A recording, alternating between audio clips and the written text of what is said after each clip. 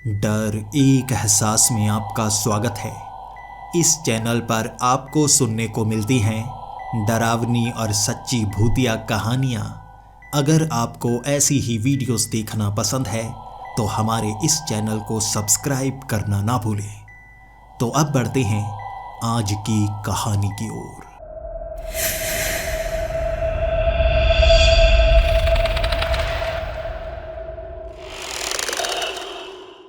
Hello दोस्तों, मेरा नाम ब्रिजेश है और मैं उत्तर प्रदेश का रहने वाला हूँ। मेरी उम्र इस समय 80 साल है और मैं आपको जिस घटना की जानकारी देने वाला हूँ वो मेरे साथ 60 साल पहले घटी थी। उस समय मैं उत्तर प्रदेश के ही एक छोटे से गांव में रहा करता था। मैं आपको उस गांव का नाम नहीं बताना चाहता, लेकिन हमारे पूर्वज भी यहीं पर रहा करते थे। मेरे दादा, मेरे परदादा यहाँ पर उनके घर हुआ करते थे, लेकिन हमारी बड़ी ज़मीनें नहीं थी। छोटी मोटी ज़मीन पर हम खेती बाड़ी किया करते, लेकिन हमारे गांव को सबसे अच्छा गांव कहा जाता था। यहाँ के जितने भी ज़मींदार थे सब अच्छे थे, किसी ने भी ज़मीन नहीं हड़पी थी। हमारी हमेशा मदद किया करते थे। और ऐसे ही एक ज़मींदार थे ठाकुर साहब। मेरे पिता वहाँ पर ड्राइवर का काम किया करते थे। किसी समय मेरे पिता एक बस के कंडक्टर थे। उन्होंने ड्राइविंग सीख ली थी और जब ठाकुर साहब ने गाड़ी ली, जो कि आसपास के गांव में पहली गाड़ी थी, उन्होंने मेरे पिता को ड्राइविंग का काम सौंप दिया और तनख्वाह भी काफ़ी अच्छी दे दी थी। मेरे पिता भी समर्पित हो गए थे उस हवेली को। वो उनके और भी कई काम किया करते और ठाकुर साहब भी बहुत ज़्यादा खुश हुआ करते। अब पिता को यहाँ काम करते करते 8 साल हो चुके थे और ठाकुर साहब को पिता पर बहुत ज़्यादा भरोसा था। लेकिन उसके बाद कुछ ऐसा हुआ जिसने पूरे के पूरे गांव को हिलाकर रख दिया था। इस गांव के साथ कई पहाड़ियां सटी हुई थी और उस जगह पर ना कोई रहता था ना कोई जाता था। माना जाता था कि वहां पर भूत प्रेत का वास है और एक ऐसा शैतानी प्रेत जो लोगों को वहां बुला बुला कर मारा करता था। उस जगह पर एक मंदिर हुआ करता था जिसे 400 साल पुराना मंदिर कहा जाता है और उस मंदिर में किसी ज़माने में पूजा पाठ भी हुआ करता था। लेकिन बाद में ये शैतानी प्रेत का वास कैसे वहाँ पर हो गया कोई जान नहीं पाया। लेकिन उस तरफ जाने से हर कोई डरने लगा और ठाकुर साहब चाहते थे कि वो भी इस गांव से सटी हुई ज़मीन है उसका भी इस्तेमाल किया जाए। तो ठाकुर साहब ने गांव के आसपास जितने भी गांव थे वहाँ तक उनकी पहचान थी, कई लोगों को इकट्ठा किया और ये 50 लोग थे जो उस घाटी की तरफ जा रहे थे। ये बीहड़ भी था, जंगल भी था, पहाड़ियाँ भी थी और जैसे रेगिस्तानी पहाड़ियाँ सी भी थी। अब क्या ही बताऊँ उस इलाके के बारे में। कई जगह पूरी तरह से हरियाली, जबकि उसके साथ ही सटी हुई कुछ जगह पर जैसे बिल्कुल भी कोई पेड़ पौधा नहीं उगता था। कई बार यहाँ पर बारिश का पानी पड़ता लेकिन ज़मीन सोख लेती। कई बार यहाँ पर बहुत ज़्यादा पानी एक साथ इकट्ठा हो जाता और अचानक सूख भी जाता। ऐसा लगा करता था जैसे ये ज़मीन ही शैतानी हो। वहाँ जाने वाली एक छोटी सी सड़क भी काफ़ी पहले बनाई गई थी, लेकिन बाद में उस सड़क को भी बंद कर दिया गया था। बड़े बड़े पत्थर रख दिए गए थे ताकि उस तरफ कोई जा ना पाए। जो भी उस तरफ जाता था उसके बचने के चांस 50% कम हो जाते थे, क्योंकि उन्हें शैतानी शक्तियों की लपेट में आने के बाद कोई भी अपना दिमागी संतुलन सही नहीं रख पाता था। और ठाकुर साहब चाहते थे उस शैतान को उस इलाके से हमेशा के लिए दूर कर दिया जाए। वो भीड़ अब उस घाटी में पहुंच गई थी। सबसे पहले तो उस मंदिर में पहुंचकर उस मंदिर की सफाई की गई और ठाकुर साहब को किसी ने बताया था यहाँ पर रात गुजारना सबसे भयानक होता है। रात की शुरुआत तो हो जाती है लेकिन रात का अंत नहीं होता। इस तरह उस मंदिर की सफाई की गई, वहाँ रखी मूर्तियों की सफाई की गई और उन मूर्तियों को छिपाकर नीचे बक्से में रख दिया गया था। जब उन मूर्तियों को वहाँ पर स्थापित कर दिया गया, आसपास कुछ झोंपड़े बना लिए गए थे, कुछ टेंट लगा दिए गए थे ताकि गांव वाले वहाँ पर रहना शुरू कर दें। ठाकुर साहब ने कहा था जो भी वहाँ पर रहना चाहता है उन्हें ज़्यादा पैसे दिए जाएंगे, रहने के लिए सामान दिया जाएगा, खाने के लिए सामान दिया जाएगा। और सभी हट्टे कट्टे लोग थे। वहाँ उन्होंने एक तरह से छोटा सा गांव बसा दिया था और ठाकुर साहब का मानना था अगर ये गांव यहाँ पर बस गया तो और भी घर बनाए जाएंगे और हमारा गांव आसपास के गांव से सबसे बड़ा गांव कहलाया जाएगा। लेकिन पहला ही दिन था और रात के वक्त आंधी चलना शुरू हो गई थी। ऐसी आंधी चल रही थी जिससे पेड़ उखड़ रहे थे। अचानक ये हवाएं कहाँ से आ गई कोई समझ नहीं पाया था और लोग उस गांव को छोड़कर अब अपने गांव में जा भी नहीं सकते थे। नया बनावटी गांव था ये और इससे अपने गांव में पहुंचने के लिए उसी रास्ते का इस्तेमाल करना पड़ता, जहां पर जंगल भी था, रेगिस्तानी इलाका सा भी था, वो घने पहाड़ भी थे, वो सूखे पहाड़ भी थे और उस रास्ते से गुजरना मौत को बुलावे देने के बराबर था। इस आंधी से बचने के लिए हर कोई घरों के अंदर दुबक गया था, लेकिन वो फट्टों से बने हुए घर भी हिल हिल कर ढहते जा रहे थे। उसके बाद वहाँ वो 50 लोग इकट्ठा हो गए। सबका मानना था ये शैतानी शक्तियों के कारण हो रहा है, क्योंकि वहाँ कुछ बूंदाबांदी भी हो रही थी, लेकिन दूर दूर तक जहाँ नज़र पड़ रही थी वहाँ ऐसी आंधी दिख नहीं रही थी जैसे इस गांव के करीब ही वो आंधी शुरू हो गई हो। तब सब लोगों ने ये सोचा था हमें एक ऐसी जगह ढूंढनी होगी जो ज़मीन के नीचे हो, जहाँ पर हवा ना पहुँच पाए, और वहाँ कई छोटी छोटी गुफाएं बनी हुई थी। पहली बार वो पूरा का पूरा गांव 50 लोगों का एक गुफा के अंदर रहने वाला था। पहली रात गुजारने के लिए वो उस गुफा के अंदर चले गए। उन्होंने मशालें जला रखी थी और मशालों को जलाकर जब वो उस गुफा के अंदर जाते गए तब उन्हें समझ में आया ये गुफाएं इंसानों द्वारा नहीं बनाई गई हैं, ना ही ये जानवरों द्वारा बनाई गई हैं, ना ही ये कुदरती हैं। इन्हें बनाया तो गया है लेकिन किसी शैतान द्वारा। उन दीवारों के ऊपर पंजों के निशान छपे हुए थे। ऐसा लग रहा था किसी शैतान ने अपने नाखूनों से खरोंच खरोंच कर ज़मीन में बड़ी सी गुफा का निर्माण कर दिया हो। ये गुफाओं का जाल बिछा हुआ था जिसमें वो 50 लोग एक दूसरे के पास पास मशाले जलाकर अंदर की तरफ जा रहे थे।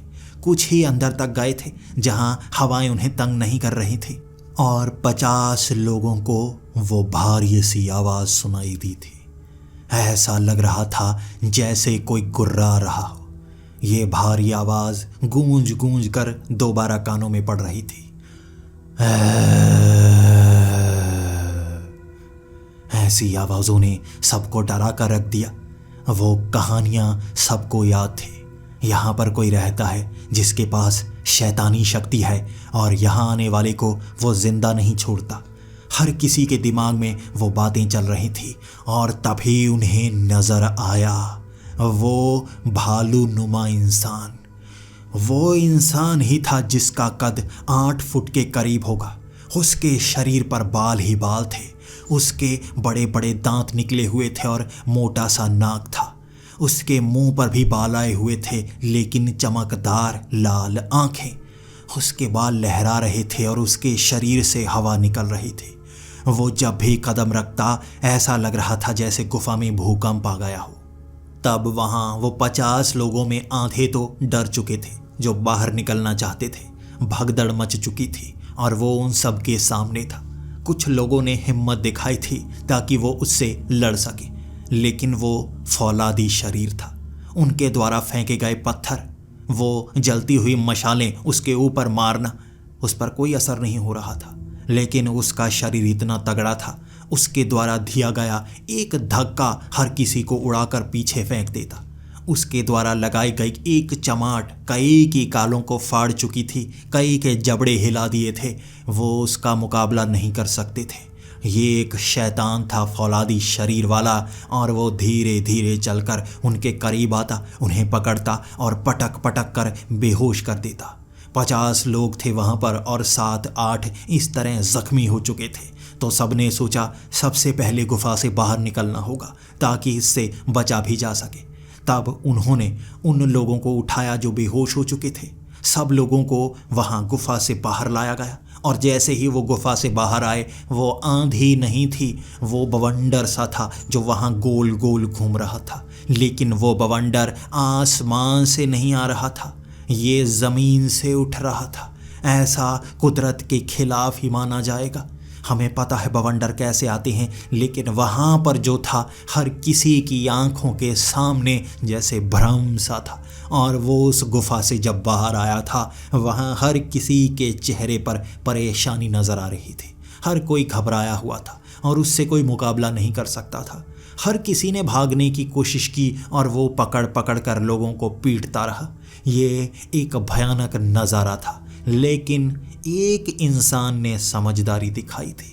वो सबके साथ नहीं था, बाकियों से अकेला हो गया, क्योंकि ऐसा शैतान जब शिकार कर रहा हो तो वो भीड़ में शिकार करता है, क्योंकि वो बहुत ताकतवर है। अगर कोई एक बच के वहां से भागे तो वो एक का पीछा नहीं करेगा, बाकियों का करेगा। इसीलिए वो एक भाग भाग कर उस गांव तक पहुंच गया था और जब ठाकुर साहब की हवेली पर उसने आवाज़ें लगाना शुरू कर दी थी तो पूरा का पूरा गांव इकट्ठा हो गया था। और ठाकुर साहब को जब उस आदमी ने ये सब बताया था तब वहाँ भगदड़ मच गई थी।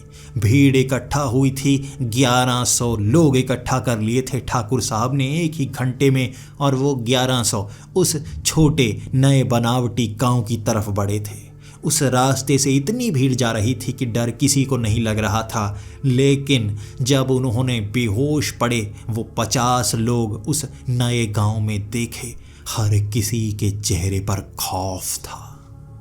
तब वो शैतान एक पेड़ को फाड़कर बाहर निकला था। उसकी शक्ति का सामना कोई भी नहीं कर पा रहा था। ऐसे शैतान को कैसे मारा जा सकता है? 1100 लोगों की भीड़ थी, लेकिन हर कोई डरा हुआ था। लेकिन ठाकुर साहब को पता था ऐसे शैतान को मारने के लिए हिम्मत की ज़रूरत पड़ती है। उन्होंने कई ऐसे सामान को इकट्ठा कई सालों से कर रखा था जो इस समय पर इस्तेमाल होने वाला था। उन्होंने गंगा जल की वो बड़ी बड़ी बोतलें सबके हाथ में पकड़ा रखी थी। इसी के साथ कई और धार्मिक सामान, जादू टोने का सामान, और उसे काबू करने के लिए हर कोई तैयार बैठा था। वहाँ गंगा जल उसके ऊपर छिड़का जाता रहा। वो थोड़ा सा तड़पता, लेकिन उस पर ज़्यादा असर नहीं होता। लेकिन बड़ी बड़ी रस्सियों से उसे पकड़ लिया गया था, और जब उसे रस्सियों से पकड़कर एक पेड़ से बांधा गया, उसकी शक्ति तब भी बहुत ज़्यादा थी। कई रस्सियों को वो तोड़े जा रहा था, लेकिन लोहे की वो बड़ी बड़ी चेन वो उससे टूट नहीं पा रही थी, और उसे एक मोटे से बरगद के पेड़ के साथ बांध दिया गया। ये सुबह का वक्त हो चला था और वो इससे छूट भी नहीं पा रहा था। वो अपने शरीर को बड़ा छोटा कर सकता था, लेकिन यहाँ धार्मिक सामान उसके पाँव में रख दिया गया था। उसके पाँव में सिंदूर बिछा दिया गया था, चावल रख दिए गए थे, और एक सिंदूरी धागे से उसको बांध दिया गया था, जिससे वो छूट नहीं सकता था, आकार नहीं बदल सकता था। और इस तरह लगभग सुबह की पहली किरण तक उसे वहीं पर बांधे रखा गया, और वो धूप में जिंदा नहीं रह सकता था।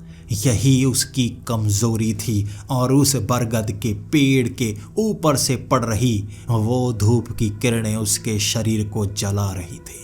धीरे धीरे उसके बाल जल रहे थे, उसका शरीर जल रहा था, और उसका शरीर इतना तेज जला था, बरगद का पेड़ जल रहा था, उसके अंदर से लपटें निकल रही थीं। और यहीं पर वो शैतान धीरे धीरे इतना तेज जला, वो चेन पिघलने लगी थी और वो आज़ाद हो गया।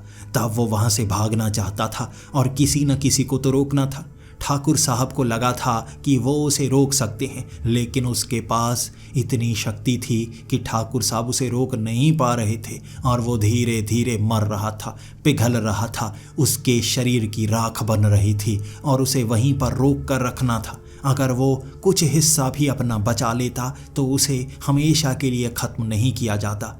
और यहाँ पर कुर्बानी दी थी मेरे पिता ने। मेरे पिता ठाकुर साहब के लिए कितने सालों से वो ड्राइवर का काम कर रहे थे, और यहाँ मेरे पिता वो गाड़ी लेकर आए थे जिससे उन्होंने इतनी ज़ोरदार टक्कर मारी थी उसे कि वो पीछे गिर गया, और उन्होंने उस गुफा के आगे ही वो गाड़ी लगा दी। उन्होंने गाड़ी बीच में फंसा दी थी, और यही तो उनकी कुर्बानी थी। अगर वो वहाँ गाड़ी में फंस गए तो निकल नहीं पाते, और उस शैतान ने गाड़ी को फाड़ कर अंदर घुसने की कोशिश की थी, और मेरे पिता ने उसे रोकने की कोशिश की, और वो मेरे पिता के सर को धड़ से अलग कर चुका था। लेकिन मेरे पिता को मारने के चक्कर में आग ने उसे पूरी तरह से झुलसा दिया। धूप की किरणें वहाँ पूरी साफ पड़ रही थी, और वहाँ ज़्यादा समय वो बिता नहीं पाया। इस तरह वो शैतान वहीं पर राख के ढेर में बदल गया था। लेकिन उस राख के ढेर में भी जैसे एक शक्ति सी थी। वो खत्म तो हो गया था लेकिन अब भी उस राख से जुड़ा था। ये उसके आखिरी अंश थे और वहाँ पर एक बड़े से मर्तबान में उसकी वो अस्थियों को रख दिया गया और ऊपर से एक लाल रंग के धागे से बांध दिया गया। तब उसकी शक्तियाँ उस मर्तबान में कैद हो गई थी और ठाकुर साहब ने वो मर्तबान उसी मंदिर के तहखाने में रखवा दिया था। इसके बाद से वहाँ वो शैतानी शक्तियाँ नहीं रही, लेकिन लोगों का मानना था कि वो शैतानी शक्तियाँ अब भी मंदिर के नीचे रखे उस मर्तबान में है और अगर वो उससे आज़ाद हो गई तो कुछ भी हो सकता है। उसे मंदिर के नीचे रखा गया, इसीलिए वो शक्तियाँ शांत हो पाई थी। और इस बात की खबर मुझे बाद में लगी थी कि मेरे पिता की मौत हो गई थी। मैं रो रो कर बुरा हाल कर चुका था, माँ को भी रोते हुए देख पा रहा था और ठाकुर साहब ने मुझे अपने पास बुलाया था और मैं अपना रोना रोक नहीं पा रहा था। मेरा घर अब कैसे चलेगा, हम तो बुरी हालत में आ जाएंगे। तब ठाकुर साहब ने कहा था, तुम जो करना चाहते हो मैं तुम्हें वो करवाऊंगा। अब तुम्हें बस एक आखिरी काम करना होगा। जिस तरह तुम्हारे पिता बहुत बहादुर थे, तुम भी बहुत बहादुर हो। मुझे तुम्हारे पिता पर सबसे ज़्यादा यकीन था। किसी समय वो मेरा दोस्त हुआ करता था, लेकिन मैं किसी और पर यकीन नहीं करता था। इसीलिए उसे मैंने कंडक्टर की नौकरी से हटाकर अपने यहाँ नौकरी पर रखा था। सबसे ज़्यादा तनख्वाह दिया करता था अपने दोस्त को, क्योंकि जब आपके पास पैसे होते हैं तो धोखेबाजों की संख्या भी बहुत ज़्यादा होती है। और अब मेरा एक सच्चा दोस्त मुझसे दूर हो चुका है। मैं किसी और पर यकीन नहीं कर सकता, तुम पर करता हूँ। और तुम्हें एक काम करना होगा, वरना ये गांव उजड़ जाएगा। मैं भी मरूंगा, तुम भी मरोगे। मैं सिर्फ तुम पर भरोसा कर सकता हूँ। तुम्हारे पिता बताया करते थे कि उनका बेटा बिल्कुल उनकी तरह है, और मैं उसे कहा करता था एक बार वो अपनी पढ़ाई पूरी कर ले, उसके बाद हमारे साथ ही काम करने लगेगा। मैं उसे खेतों के ठेके दे दूंगा, उसके बाद वो भी काफ़ी अमीर होने लगेगा। लेकिन तुम्हारे पिता की मौत पहले हो गई। मैं अपना वादा ज़रूर निभाऊंगा, लेकिन हमें एक काम करना होगा और ये काम सिर्फ तुम कर सकते हो। अगर ये काम में गलती हुई हमें बुरी तरह से भुगतनी पड़ेगी। मैंने भी ठाकुर साहब को हामी भर दी थी और उन्होंने जो काम मुझे कहा था, मेरे होश उड़ गए थे। उन्होंने कहा था, वो मर्तबान मैं तुम्हें दूंगा, तुम ये गाड़ी चला सकते हो, इसे अपने पास रख सकते हो। तुम्हें हरिद्वार जाना होगा, सफ़र बहुत लंबा है, रास्ते में तुम्हें सड़कें भी साफ नहीं मिलने वाली, और ये शैतानी शक्ति तुम्हारे साथ होगी। इन अस्थियों को गंगा में बहाना होगा, तब ये आज़ाद होगा, वरना अब भी ये उस राखून हड्डियों के ढेर के साथ जुड़ा हुआ है। ये आज़ाद हुआ और हमारी मौत पक्की, और ये रास्ता भी आसान नहीं होने वाला। मैंने कई पुजारियों से पूछा है जो यहाँ पर अनुष्ठान करके गए, उस मंदिर में अनुष्ठान कर चुके हैं, कि ये शक्ति को आज़ाद करना ही होगा और सिर्फ गंगा में अस्थियों को बहाने के बाद ही इसे आज़ाद किया जा सकता है। जो हमारे मरने के बाद हमारे संस्कारी नियम होते हैं वो करने पड़ते हैं। हमें उसकी अस्थियों को गंगा में बहाने के बाद यहाँ पर अनुष्ठान करना होगा और हम हमेशा के लिए सुरक्षित हो जाएंगे। और तुम्हें अब इन अस्थियों को गंगा में बहाना होगा, जाना होगा तुम्हें, और तुम सुबह सुबह निकलना, सुबह सुबह उस मंदिर के अंदर से वो मर्तबान निकालना। और याद रखना, भले ही उस मर्तबान में उस शैतान की राख को कैद किया गया है, लेकिन वो उससे बाहर आकर तुम्हें भ्रम दे सकता है, तुम्हें अपनी शक्ति का एहसास करवा सकता है। बस उसे आज़ाद मत होने देना। मैंने भी अपने सीने पर हाथ रखा, आंखें बंद की, अपने पिता को याद किया और सोचा, अगर वो यहाँ पर होते तो क्या करते। वो भी यही करते। गांव को बचाने के लिए वो खुद इतनी बड़ी मुसीबत अपने सर पर ले लेते, जैसे उन्होंने अपनी वो कुर्बानी दी थी। मैंने आंखें खोली और ठाकुर साहब को सर हिलाकर हामी भर दी, और उन्होंने कहा, ये कुछ पैसे हैं, ये अपने पास रखना, खाने पीने का सामान वो झोले में रख लेना, गाड़ी की चाबी ये लो, मैंने इसमें पेट्रोल भी भरवा दिया है। कल सुबह तुम उस मंदिर के अंदर से तहखाने में पहुंचना। वो बड़े से मर्तबान को निकालना, गाड़ी में रखना और निकल लेना हरिद्वार की तरफ। जैसे जैसे समय बीतता जाएगा वो अंधेरे में अपनी शक्ति दिखा पाएगा। दिन का समय तो आसानी से निकाल लोगे, रात का वक्त मुश्किल से निकलेगा। घबराना मत, घबराना मत। ये लाल रंग का धागा है, इसे कलाई पर बांध लो। तब ठाकुर साहब ने वो लाल रंग का धागा जो अनुष्ठान से निकाला गया था मेरी कलाई पर बांध दिया। और उस रात मैं ठाकुर साहब के साथ उसी हवेली में था और उन्होंने मुझे अच्छा अच्छा खाना खिलाया था और कहा था, अब हमारे गांव की ज़िंदगी तुम्हारे हाथ में है। अगर वो आज़ाद हो गया तो बदला लेने आएगा और सबसे पहले वो तुम्हें और मुझे मारेगा। मुझे पूरी रात बातें सुना सुना कर डरा दिया था और 12 बजे से 1 बजे के करीब हम सोए थे और 6 बजे मुझे उन्होंने उठा दिया, गाड़ी की चाबी दी और कहा, अब तुम उस गांव में मंदिर के नीचे से मर्तबान को निकालो और जल्दी से चलो हरिद्वार की तरफ। मैंने उनके द्वारा बताई गई बात को सच माना और मैं उन पत्थरों को हटाकर उस गांव की तरफ बढ़ गया। जब मैं उस गांव में पहुंचा था वहां का दृश्य देखने वाला था। ज़मीन पर पड़े हुए कई खून के धब्बे ये बता रहे थे उस रात क्या भयानक नज़ारा था। उस सड़क से चलकर मंदिर का रास्ता उन सीढ़ियों से जाता था और वहाँ पर भी खून के धब्बे। लगभग मुझे 500 मीटर चलना पड़ा था, लेकिन सुबह सुबह हल्की हल्की सूरज की किरणें जैसे शक्ति दे रही थी। मैं अब उस मंदिर में गया। जैसे ही मंदिर के पीछे वाले तहखाने के रास्ते से मैं नीचे पहुंचा, नीचे एक पत्थर के ऊपर वो मर्तबान रखा हुआ था और आसपास भगवानों की मूर्तियां। उस मर्तबान को सिंदूर के बड़े से कटोरे के बीच में रखा गया था। वहां से मैंने मर्तबान को उठाया और जैसे ही मैंने मर्तबान को उठाया था, बाहर एक बिजली की गर्जना सुनाई दी थी। बिल्कुल बादल नहीं थे वहां पर। ये बिजली कैसे गरजी, मेरे कान खड़े से हो गए, मेरी टांगें कांप गई थी। ये बिजली जैसे इस मंदिर पर ही पड़ी हो। अचानक ढेर सारी रोशनी सी चमकी थी और उस मर्तबान को लेकर मैं जल्दी जल्दी मंदिर से बाहर आया था। मैंने आसमान में देखा था, थोड़े थोड़े बादल घिरने लगे थे। अभी अभी जब मैं मंदिर के अंदर था, जरा भी बादल नहीं था। अचानक ये बादल कहाँ से आ गए मैं जानना भी नहीं चाहता था। और जब मैं गाड़ी के पास पहुंचा था, फिर से एक बार बिजली कड़की थी और इस बार मेरी आंखों के सामने वो बिजली नजर आई थी। बादल कितनी तेजी से घिर रहे थे। जब मैं उन सीढ़ियों से उतर रहा था, ऊपर मुझे बादल हिलते हुए नजर आ रहे थे। ऐसा लग रहा था ये झूठे बादल हो, धुआं हो जो इतनी तेजी से ऊपर पहुंच गया है।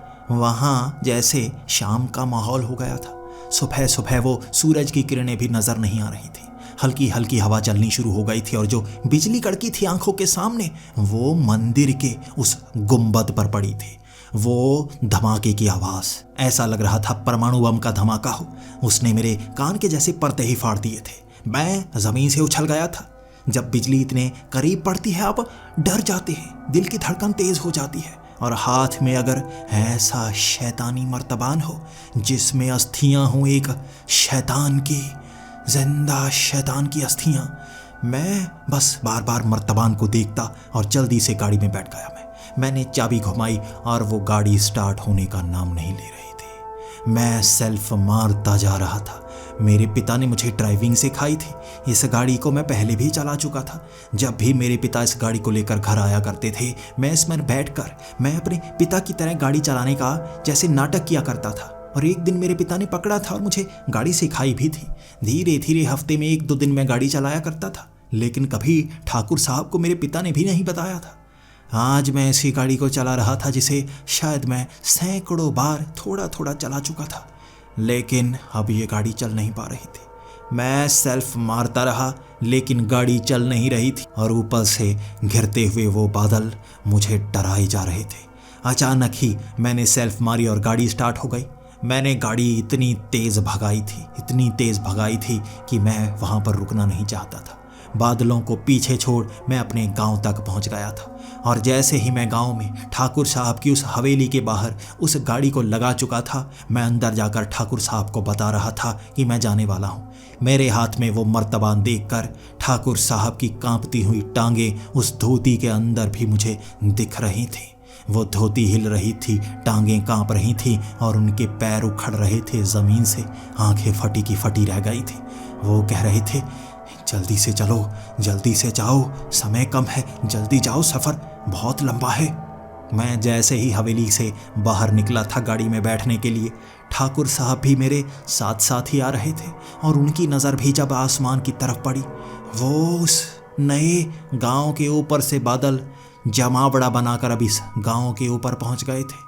हवाएं चल रही थी, ये साधारण हवाएं नहीं, आंधी जैसी थी, लेकिन सिर्फ जैसे इसी इलाके पर, जैसे हमारे आसपास ही ये बवंडर की तरह गोल गोल घूमने वाली हवाएं थी। एक दिशा में दक्षिण की तरफ जा रही हवाएं, एक तरफ देखने पर उत्तर की तरफ जा रही हवाएं, जैसे यहीं पर गोल गोल घूम रही थी वो हवाएं। मैं गाड़ी में बैठा और तेजी से उस गाड़ी को चलाने लगा था। रास्ता बहुत ज़्यादा लंबा था और ये वो ज़माना था जब सड़कें भी इतनी साफ सुथरी नहीं हुआ करती थी। कई जगह पर खड्डे हुआ करते और ज़्यादा चौड़ी सड़कें नहीं थीं, लेकिन सड़कों पर कई बार बैलगाड़ियाँ मिल रही थी। ज़्यादा गाड़ियाँ नहीं थी सड़कों पर। कुछ लोग साइकिल से सवारी करते, जबकि बैलगाड़ियाँ होती, तांगे होते, और इस तरह उनके बीच से निकलने में भी परेशानी हो रही थी। और कई जगह बड़े बड़े खड्डे। उन खड्डों को पार करने की बजाय मैं मट्टी वाले रास्ते का चुनाव करता, और जैसे मेरी गाड़ी का पीछा कर रहा था वो बादल, काले रंग का धुआं नुमा वो बादल, जैसे इस गाड़ी को पकड़ना चाहता था। मैं जब उस मर्तबान को साथ वाली सीट पर रखे हुए था, उस मर्तबान को हिलते हुए देखा था, जैसे कोई छोटा सा जानवर उसमें कैद किया गया हो। वो हिल रहा था, दिल की धड़कन की तरह भी टक टक टक टक इस तरह हिलता, और मैं घबरा सा जाता। कभी कभी तो मेरी नज़रें बिल्कुल सामने होती, तो कभी कभी मेरी नज़रें उस पर टिक जाती। अब मैं उससे दूर भी नहीं जा सकता था। क्या करता मैं? जैसे ही एक गांव के पास पहुंचा था मैं, उस गांव के आगे जैसे पेड़ गिरे हुए थे। शायद यहाँ पर आंधी आई होगी। उस आंधी के कारण पेड़ सड़क पर गिरे हुए थे और आसपास से निकलने वाला वो रास्ता भी साफ नहीं था। दलदल था दोनों तरफ। बीच से बनाया हुआ वो पुल जैसा रास्ता बंद पड़ा था। अब उस रास्ते से आगे बढ़ने के लिए मुझे उन पेड़ों को हटाना पड़ता और दूर दूर तक कोई नहीं दिख रहा था। मैं बस अकेला उस पेड़ को उठाकर एक तरफ करना चाहता था, जो पेड़ बहुत भारी था। अब मुझे किसी और रास्ते का चुनाव करना था। मुझे ये रास्ते का तो पता था, लेकिन दूसरे रास्ते से भी जाया जा सकता है या नहीं, ये मैं नहीं जानता था। बादल इस तरह से घिरना शुरू हो गए थे कि यहाँ अंधेरा सा होना शुरू हो गया था। चारों तरफ ये बादल ही बादल, और ये धुआं जैसे आसमान से ज़मीन की तरफ आ रहा हो। जब मैं उस पेड़ को हटाने की कोशिश करता रहा, पीछे से आते हुए कुछ लोग मिले थे मुझे, जो घबराए हुए लग रहे थे। मैंने उनसे मदद मांगने की कोशिश की। मैंने उन्हें कहा, क्या आप पेड़ मेरे साथ हटा सकते हैं? उन्होंने मना कर दिया। उन्होंने कहा, यहाँ तो कोई हवा चली ही नहीं, ये पेड़ों को इस तरह से बीच में किसने रख दिया? कई लोग तांगे से आ रहे थे और उन्होंने तांगा पीछे ही बांध दिया था, क्योंकि इतनी तेज़ हवाएं चल रही थी। वो यहीं पर रुकना चाहते थे। मैंने उनसे सवाल किया था, क्या यहाँ से आगे बढ़ने का और कोई रास्ता है? क्या इस दलदल से निकलने का कोई और रास्ता है? और उन्होंने बताया था, हाँ, यहाँ इस तरफ कुछ किलोमीटर का सफ़र तुम्हें तय करना होगा। ये वीरान सी जगह है। यहाँ पर कई घर तो मिलेंगे, लोग नहीं मिलेंगे। लोग उन घरों को छोड़कर जा चुके हैं। उन घाटियों के बीच से एक रास्ता तुम्हें बाहर निकलने का भी मिल जाएगा, जो आगे जाकर इसी सड़क से जुड़ेगा। लेकिन वो रास्ता भयानक सा है। गाड़ी वहाँ पर सही से चल पाएगी या नहीं, हम कह नहीं सकते। मैं वहाँ रुक नहीं सकता था, चलकर भी आगे नहीं जा सकता था। सफ़र डरावना होने वाला था, मैं जानता था। मैंने गाड़ी उस तरफ मोड़ ली और उस धुएं के बादलों से मैं आगे निकल आया। फिर से सूरज की किरणें वहाँ पड़ना शुरू हो गई थी, और अब जैसे ही मैं उन घाटियों के बीच से निकलने लगा, ये घाटियाँ वैसी ही थी जिन घाटियों के बीच वो मंदिर बना हुआ था, और वहाँ ये शैतान रहा करता था। ये घाटियाँ भी कुछ ऐसी ही, और यहाँ पर मुझे चारों तरफ बादल नजर आए थे। एक बादल जैसे मेरा पीछा कर रहा, और वैसे ही कई और बादल हर एक पहाड़ी के आसपास गिरगिराता हुआ मुझे दिख रहा था। अब ये कोई सड़क नहीं थी, ये मट्टी का रास्ता था, जो गांव के बीच में कुछ ईंटें रखकर बनाया गया था। कई जगह ऊबड़ खाबड़ सा रास्ता था, लेकिन मेरा ध्यान बार बार उस मर्तबान की तरफ जाता और पीछे वो धुएं जैसे बादल की तरफ जाता। आगे तो मैं देख ही नहीं रहा था। तभी मेरी गाड़ी जैसे झाड़ियों के बीच घुस गई। तब मैंने गाड़ी को पीछे किया ताकि मैं झाड़ियों से निकल पाऊं। जैसे ही मैं झाड़ियों से बाहर निकला, ये रास्ता झाड़ियों के बीच ही जाता था और उसके आगे का रास्ता नज़र ही नहीं आ रहा। काफ़ी आगे निकल आया था मैं और पीछे मैं जाना नहीं चाहता था। अब क्या करूं, यहाँ तो रास्ता बंद हो गया है। और उस आदमी ने कहा था इन पहाड़ियों के बीच से निकलने का रास्ता है जो आगे सड़क से जुड़ेगा। सड़क तो इस दिशा में होनी चाहिए ना, लेकिन ये रास्ता तो जंगल के बीच जैसे ख़त्म सा हो गया है। और वहाँ भी भगवान ने मेरा साथ दिया था। कुछ लोग उन जंगलों के बीच घूमते हुए भी दिख रहे थे, घाटियों में जैसे सब्जियां फलों की खेती कर रहे थे। मैंने उनसे पूछा यहाँ से बाहर निकलने का रास्ता। पहले तो वो कहते रहे यहाँ गाड़ी निकालने का कोई रास्ता नहीं है, और मैंने कहा मैं पीछे नहीं जा सकता। तो उन्होंने एक छोटा रास्ता दिखाया जो घाटी के ऊपर से होकर निकलता था, लेकिन वहाँ गाड़ी थोड़ी ध्यान से चलानी होगी। मैं अब उस रास्ते से बढ़ चला था। अब इन टूटे फूटे रास्तों से कब समय बीतता जा रहा था पता नहीं चला। शाम हो रही थी और अब अगर मैं कहीं पर रुकता तो ये जो बादल थे ना, ये घेर लेते उस जगह को। हवाएं जैसे नोचने लगती गाड़ी को, इसीलिए मैं रुकना नहीं चाहता था। और एक जगह मैं उस सड़क पर दोबारा चढ़ गया। दोबारा से उसी सड़क पर जुड़ गया था मैं जहाँ से तेज़ रफ्तार से गाड़ी चला सकता था। रात को यहाँ बैलगाड़ियाँ, टांगे, घोड़े नहीं मिलते, इसीलिए सड़क पर मैं तेज़ी से गाड़ी निकाल सकता था। आगे जब मैं एक गांव के पास से गुजर रहा था, वहाँ गांव वालों का जमावड़ा लगा हुआ था और वो सड़क भी आगे से टूटी हुई थी। इतने बड़े बड़े खड्डे थे कि मैं वहाँ गाड़ी नहीं चला सकता था। और मैंने गांव वालों से पूछा था क्या मैं ये गाड़ी को घुमाकर आगे सड़क पर दोबारा पहुँच सकता हूँ, और उन्होंने मना कर दिया। वो कह रहे थे आगे जाना सही नहीं है, आगे कई जानवर इंसानों पर हमला कर रहे हैं। कई जानवरों की ये बातें आई हैं, आपको रात के समय सफ़र नहीं करना चाहिए। मैंने कहा था मैं तो गाड़ी में हूँ, मुझे कोई डर नहीं है, लेकिन वो मुझे वहाँ पर रोकना चाहते थे। मैं रुकना नहीं चाहता था और उनको मैं समझाता रहा मैं खतरे में खुद हूँ, और उन्होंने मुझे रोका और गाड़ी से निकलने के लिए कहा और कहा आप यहाँ अगले घर में रह सकते हैं। अब उनको कैसे समझाता मैं, वो मुझे रोकते रहे। वो काले बादल घिरते रहे। अंधेरे में उन्होंने वो काले बादलों पर ध्यान नहीं दिया, लेकिन जब हवाएं चलना शुरू हो गई उन्हें लगने लगा था कुछ तो गड़बड़ है। वो उस पास वाले शमशान घाट की तरफ इशारा करके कहने लगे यहाँ पर कई भूत प्रेतों का जमावड़ा है, शायद आज वो भूत प्रेत कुछ कर रहे हैं। उस शमशान घाट से बाहर निकलते हुए कई टूटे फूटे इंसान दिख रहे थे। अब मैं टूटे फूटे इंसान इसलिए कह रहा हूँ, कुछ की टांगे नहीं थी, कुछ घिसट घिसट कर आ रहे थे, कुछ की बाजू भी नहीं थी, टांगे भी नहीं थी, वो लिपट लिपट कर आ रहे थे। इस तरह जैसे वो लाशें शमशान घाट से निकल निकल कर आ रही हों। लेकिन शमशान घाट में लोगों को दफनाया नहीं जाता, जलाया जाता है। तो ये क्या है, प्रेत आत्माएं, वो भी टूटी फूटी सी। वो प्रेत आत्माएं इस तरह से भीड़ बनाकर उस शमशान घाट से निकली थी कि वो गांव वाले अपने अपने घरों में दुबक से गए थे, और मैं जानता था वो क्या करने वाले हैं। और वो सच में मेरा पीछा करने लगे थे। हर कोई जैसे मेरा ही पीछा कर रहा हो, और मैं गांव के इर्द गिर्द घूमता रहा, उनसे बचने की कोशिश करता रहा। तब उस मर्तबान से एक आवाज़ आई थी।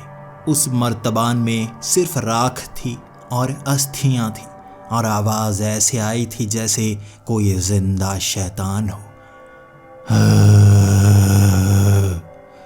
ये आवाज़ ने मुझे डरा दिया था। मेरे पिता ने मुझे ये बताया था वो शैतान की आवाज़ कैसे होती है। हमें गांव में डराया जाता था, और अब सच में वो आवाज़ मैंने मर्तबान के अंदर से सुनी थी। उस मर्तबान को लिए उस गांव में मैं भटक रहा था, और मेरी मदद कोई नहीं करना चाहता था। 2 लोग मेरी मदद के लिए आगे तो आए थे, लेकिन वो शमशान घाट से निकले हुए प्रेत उनसे चिपके और वो सर पकड़ पकड़ कर चीखे मारने लगे। तब मैं जान गया था मुझे उनसे दूर रहना होगा, इसीलिए मैं उनसे आगे आगे भागता रहा। अब गांव वाले घरों में दुबक चुके थे, तो मुझे लगा इस आंधी से बचने के लिए मुझे गाड़ी में पहुंचना होगा। मैं उस मर्तबान को लेकर दोबारा गाड़ी की वो खिड़कियां मैंने बंद कर ली थी। वो प्रेत आत्माएं गाड़ी के अंदर आना चाहती थी। मैं गाड़ी की वो खिड़की खोलना नहीं चाहता था और गाड़ी भगाना शुरू कर दी। बहुत लंबा सफ़र है, मैं कैसे तय कर पाऊंगा? ठाकुर साहब ने कहा है हरिद्वार में जाना है, लेकिन क्या मैं हरिद्वार तक पहुंच पाऊंगा? बहुत भारी मुश्किल में था मैं। इतना लंबा सफ़र मैं तय कैसे कर पाऊंगा, मैं जानता नहीं था। और तब मैंने गाड़ी आगे की तरफ भगाई। आगे वो खड्डे ज़रूर थे, लेकिन गांव के पीछे से निकलने वाला रास्ता सीधा उस सड़क से जुड़ता था।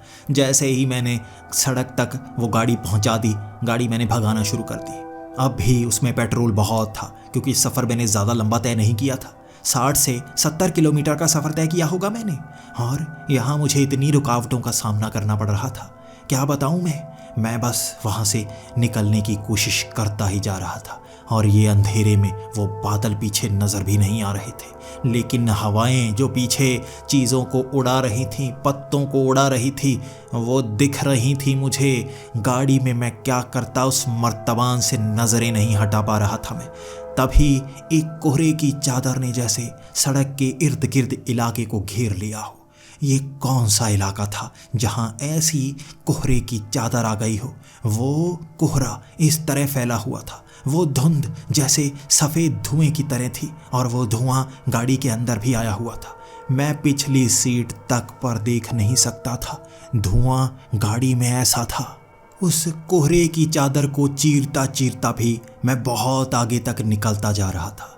मेरे लिए सफ़र इतना ज़्यादा लंबा था, क्या मैं तय कर पाऊंगा या नहीं, इसका जवाब तक मुझे पता नहीं था। लेकिन ये शैतानी शक्तियाँ मुझे रोकना चाहती थी, और मर्तबान भी बड़ी तेज़ी से हिलने लगा था। अब मैं बहुत लंबा सफ़र तय करने के बाद एक गांव तक पहुंच गया था। ये गांव था उत्तर प्रदेश का गजरौला, और मैं इस गांव से अब आगे जाने का रास्ता ढूंढ रहा था। मैं इससे आगे कैसे निकलता? ये गांव एक शहर के समान था। यहाँ सड़कें साफ ज़रूर थी, और इसके बीच से मैं निकलना चाहता था, लेकिन वहाँ रात के अंधेरे में वो कोहरे की चादर ने मेरी इस गाड़ी को एक घर से टकरा दिया।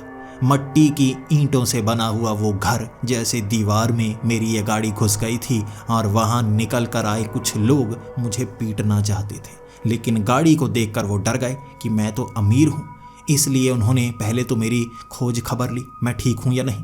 मैं घबराया हुआ था। मैंने कहा मैं ठीक नहीं हूँ, अगर ये गाड़ी ख़राब हो गई समझो मैं गया।